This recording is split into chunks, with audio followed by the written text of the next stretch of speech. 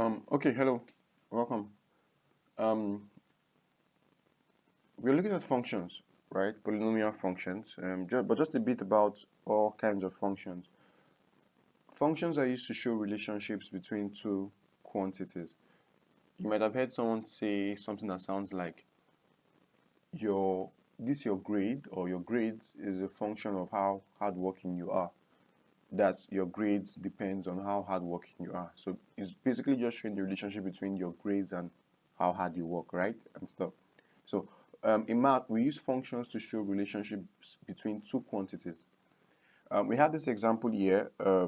We have two cars, and these functions here show, well, let's say they show the velocities of the car after a period of time. So they are relating the the velocity of a car, and how long the car has been driving, or they've been driving the car for a particular, a particular description of motion, right? And let's see.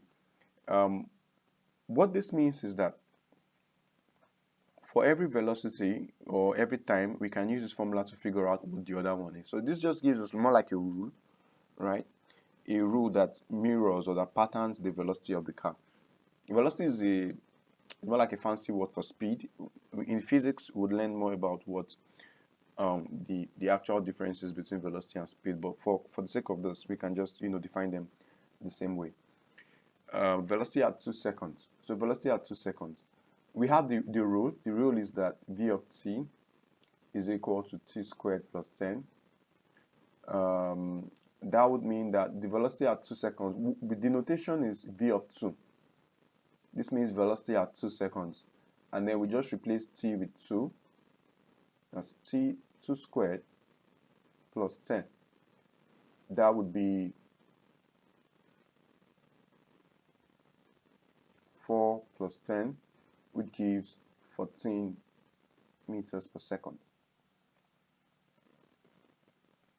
Next, velocity at 8 seconds. So it's the same drill. V of t is equal to t squared plus 10. So my velocity at 8 seconds would be 8 squared plus 10, which would be 64 plus 10, which is basically 74 meters per second. Next, we have the time it takes to reach 154 meters per second. Okay, so for this question now, we've been given the velocity and we are asked to find the time, right? So it's the same exact formula, the same rule binds them. V of t is equal to t squared plus 10. 154 is equal to t squared plus 10. Okay, let's do our algebra. Subtract 10 from both sides. We'll have 154 is equal to, minus 10 rather, is equal to t squared. 144 is equal to t squared. So if you take square root of both sides, you would have t has to be 12 or minus 12. Right, so 12 seconds or minus 12 seconds, right? And so here's the gist. Can your time be minus 12? Well, I mean, it would be quite unlikely that you're trying to figure out the speed before you start reading the time and stuff. So sometimes we have to consider, especially when we have number of answers, we need to consider, okay, over what limit is this formula valid for in that sense, right? So if you're reading time, you're likely to just be reading, okay, from the time I started forward. You're not likely to be reading time, the backward direction. So in that sense, you'd say your value for t is just 12 seconds, right? And what this statement means, is that for the yellow car, it got to 154 meters per second in 12 seconds, right? So in 12 seconds, it achieved the speed of 154 meters per second. What this means here, and you can pause the video and try to figure it out, right? Okay, but what this means is that in 8 seconds, the speed was, or its velocity was, or after 8 seconds, velocity was 74 meters per second. Same thing here. after 2 seconds, or in 2 seconds, the velocity was 14 meters per second, right? So basically, again, always remember it's showing a relationship, for the blue car, would try to figure the exact same thing. Velocity at 2 seconds. So pause the video, try to figure it out yourself. Okay, let's walk around this. Velocity at 2 seconds, that's v of 2, would be 10 times 2 plus 3, which would be 20 plus 3, which gives you 23 meters per second. Same statement. In 2 seconds, the vehicle was now moving at 23 meters per second. Velocity at 8 seconds, that would be v of 8, which would be 10 bracket 8 plus 3, which would be, right? Yeah, I'm right. That would be 80 plus 3, which would be 83 meters per second. So after 8 seconds, this vehicle was moving at 83 meters per second.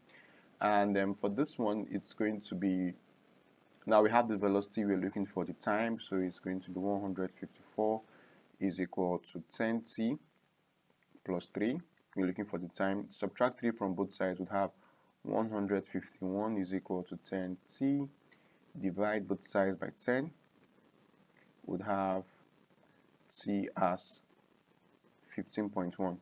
So 15.1 meters per second.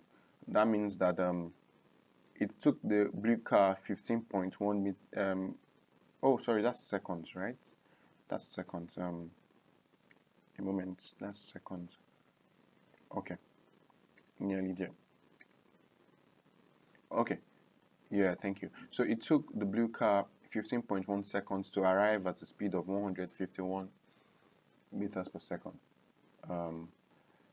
Okay, next thing we'd look at is, let's try to define a function for the sum of the velocities and difference between the velocities. So it's a very simple question. Let's define a function. Oh, okay, my bad. This should have been without the extra s here. Okay, a function that defines the sum of the velocities. That would be a function that tells us, well, when you plug in the time, it tells you what the velocities are together, the velocities of the two cars, what they are together, right? We can achieve that by just adding up the two functions. It's very simple. So it's going to be the first v of t plus, the second one. So it's basically v of t plus the second v of t, right? Sorry, we're using the same variables in a sense, because velocity, but basically this one is for the first one, this is for the second one, and that would be t squared plus 10. We're adding them, plus 10t plus 3 would have t squared plus 10 plus 10t plus 3, which would give us t squared plus 10t plus 13. Alright, so let's call this s of t. Let's say s of t is sum. Right, so s of t is a function now that tells us the sum of the velocities of both cars.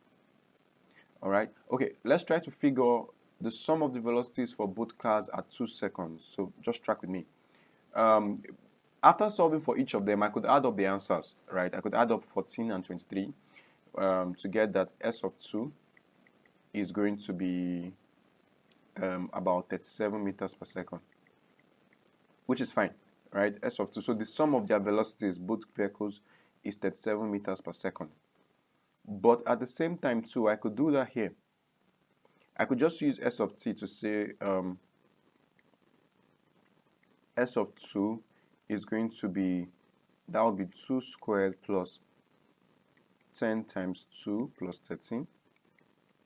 That would be 4 plus 20 plus 13, which would be about 30 7 also, right? So there's 7 meters per second.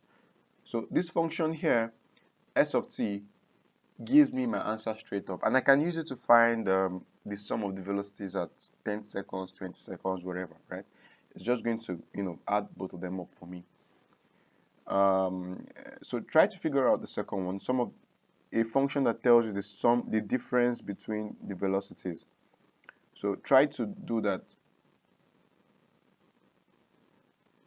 Okay. Let me pick another color. Yep.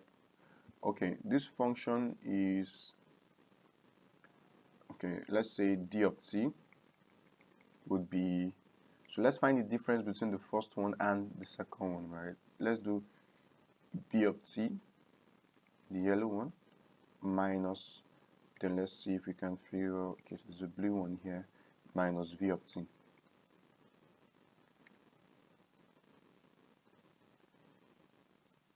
Okay, so that means d of t would be equal to t squared plus 10 minus 10t plus 3. That means d of t would be equal to t squared plus 10 minus 10t minus 3, which would be t squared plus t squared minus 10t.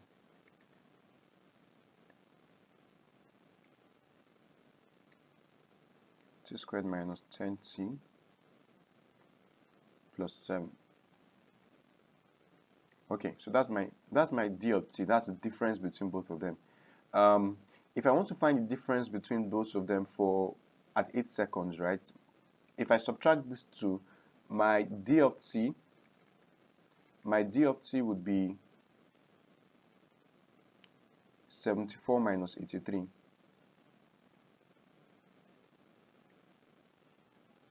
Right, which would give me, I think, minus 9 meters per second.